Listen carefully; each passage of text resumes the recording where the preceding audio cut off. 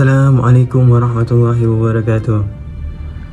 Alhamdulillah, syukur kepada Allah Subhanahu Wa Taala, kita dapat sama-sama lagi jumpa dengan Ramadan.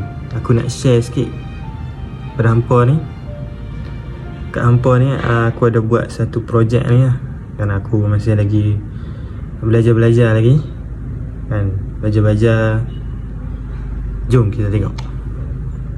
Ini dia tanaman yang aku cuba tanam kan sendiri. Alhamdulillah, banyak anak pokok banyak anak pokok. Serai pun ada. Serai aku cuba tanam. Kesilapan lah. Serai ni silap sebab tanam terus kena pada cahaya matahari. Dia Alhamdulillah lah, ada satu tuas tu dia hidup kan.